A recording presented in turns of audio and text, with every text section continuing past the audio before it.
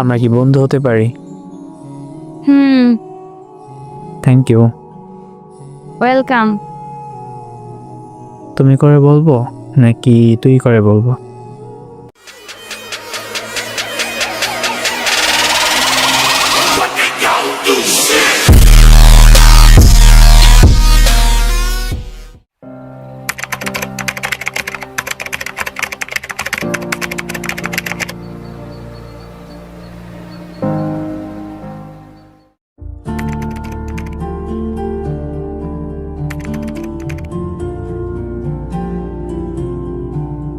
আসসালামু আলাইকুম।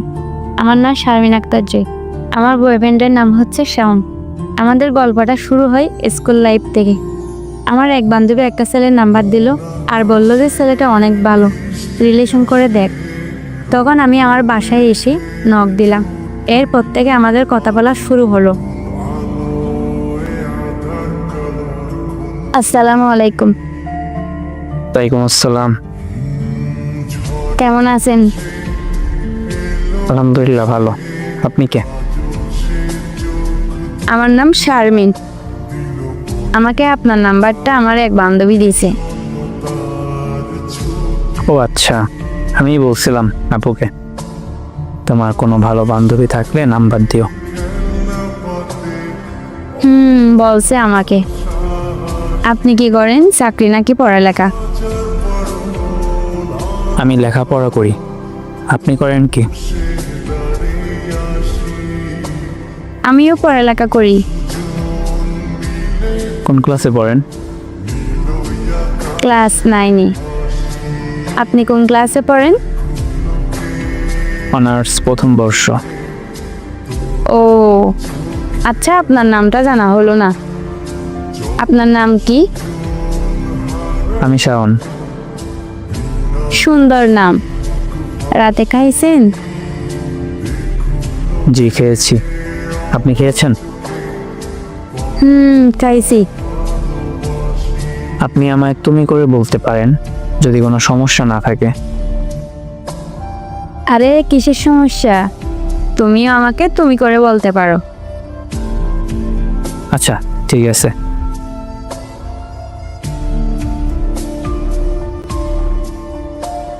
তারপর আমাদের রেগুলার কথা হইতো। আমার নিজের ফোন ছিল না এবং আমি স্কুলে গেলে আমার বান্ধবীর ফোন থেকে কথা বলতাম। তারপর বাড়িতে আব্বুর ফোন হাতে পাইলে কথা বলতাম। এরকম কথা বলতে বলতে প্রায় 7 মাস কেটে গেল। এরপর শাওন নক দিল।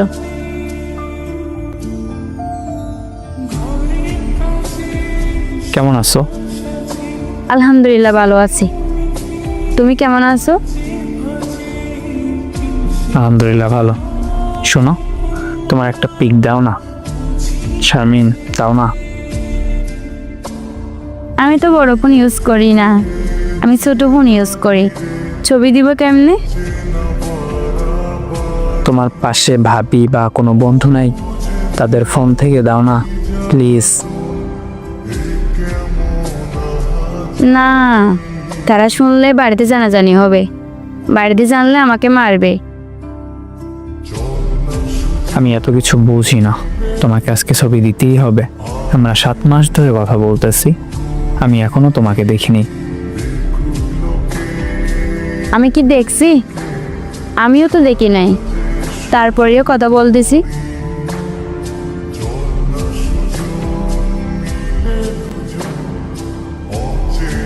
তারপর আর কি, আমার এক বান্ধবীর মোবাইল থেকে গিয়ে আমার একটা ছবি দিলাম। সে আমাকে পছন্দ করছে, তারও একটা ছবি দিল।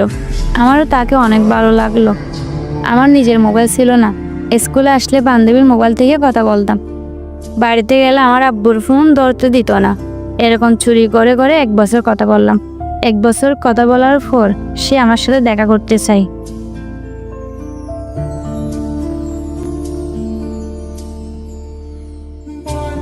জান কেমন আছো?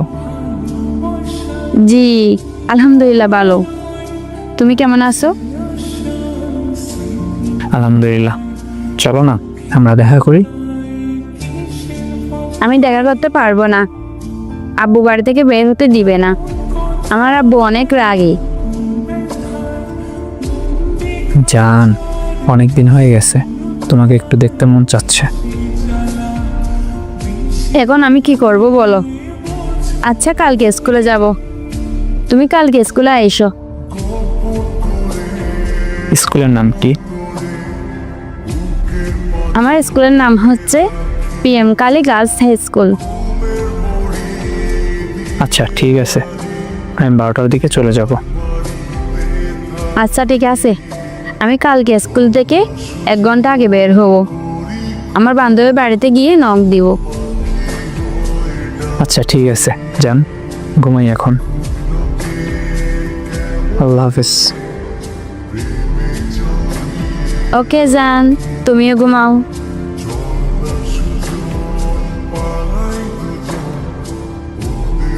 পরের দিন সে আসলো। আমি স্কুল থেকে বাইর হয়ে হেঁটে চলে যাচ্ছি, সে দেখছে। জানি না তার থেকে আমাকে কেমন লাগছে, কিন্তু আমার তাকে অনেক ভালো লাগছে। তারপর সে আমার বান্ধবীকে বলল তার নাকি আমাকে অনেক ভালো লেগেছে। তারপর থেকে আমাদের কথা বলা বন্ধ হয়ে গেছে, কারণ আমার হাতে মোবাইল নেই এবং বাড়িতেও আমাকে মোবাইল ধরতে দেয় না। প্রায় 10 দিন মতো কথা বলতে পারিনি। এরপর আমি টাকা জমিয়ে একটা মোবাইল কিনেছি, তাকে টেক্সট করা শুরু করে দিয়েছি। দেখি সে কি আমাকে সত্যি ভালোবাসে নাকি না।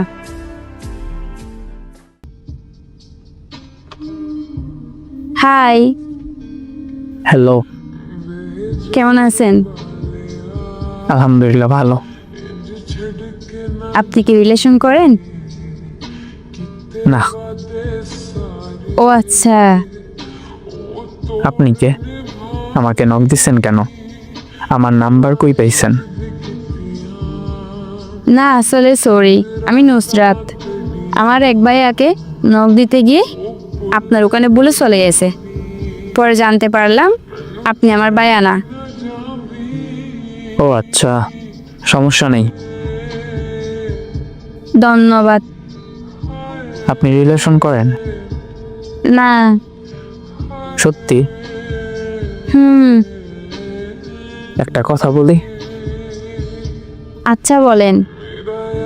আমরা কি বন্ধু হতে পারি? হুম। Thank you. ওয়েলকাম। তুমি করে বলবো নাকি তুই করে বলবো? তুমি করে বলো। আচ্ছা, তাহলে তুমি করেই বলবো। ওকে।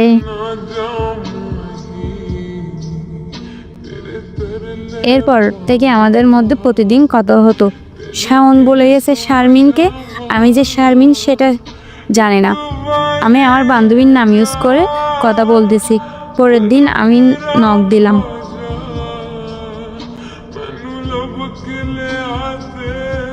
কেমন আছো? আলহামদুলিল্লাহ ভালো। তুমি কেমন আছো? আলহামদুলিল্লাহ ভালো। একটা কথা বলার ছিল। বলো।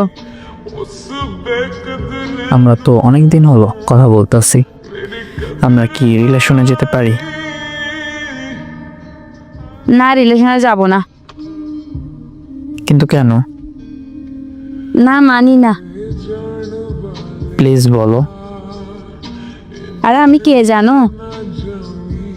না। শারমিন। কই চুপ কেন হয়ে গেছো? রিলেশন করবে না? এই তোমার ভালোবাসা? আরে না, আমি তো বন্ধু হিসেবে কথা বলতেছিলাম। বন্ধু হিসাবে কথা বলছো নাকি অন্য কিছু?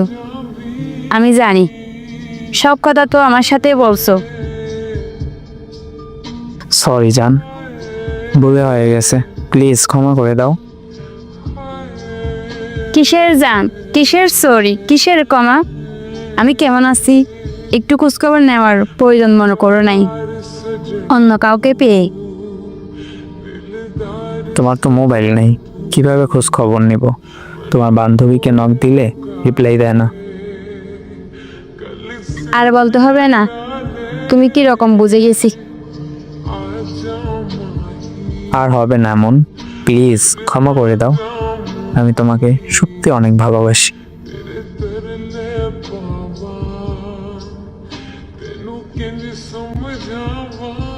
তারপর আমাদের রিলেশন আবার শুরু হয়েছে। আগের মতো প্রতিদিন কথা বলি। এরপর আমার মোবাইলে ওটিপি নিয়ে গেছে সে, যাতে আমাকে কেউ কল দিও তার মোবাইলে চলে যায় মতো। তো আমি অন্য কারোর সাথে কথা বলি না, আমিও দিয়ে দিলাম আমার মোবাইলের ওটিপি। এরপর একদিন আমি আমার একটা বান্ধবীকে কল দিয়েছিলাম আমার একটা গাইডের জন্য। আমি ওকে কলে পাইনি এবং কথা বলতে পারিনি। নাম্বার তো তার কাছে চলে গেছিল। তারপর সে চেক করছে। আসসালামু আলাইকুম। গল্প এখনো শেষ হয় নাই। এই গল্পটার ভিতর যেগুলো শুনলে আপনার নিজের শরীরেই রাগ উঠে যাবে। গল্পটা মাত্র প্রথমে শুরু, অনেক কিছু আছে এই গল্পের ভিতরে। আর যে ভয়েসটা দিছে তার নিজেরই গল্প, আগে কখনো ভিডিওতে ভয়েস দেয় নাই। আর কক্সবাজারের ভাষা আর তাদের আঞ্চলিক ভাষায় ভয়েসটা দিছে, একটু অন্যরকম লাগতেই পারে। আশা করি সবাই লাস্ট পার্ট অব্দি দেখবেন, বুঝতে পারবেন আসলে কি হয়েছিল একটা মেয়ের জীবনে। ঠিক আছে, আর এই পার্টটা কেমন লাগছে এটাও জানাবেন। কেমন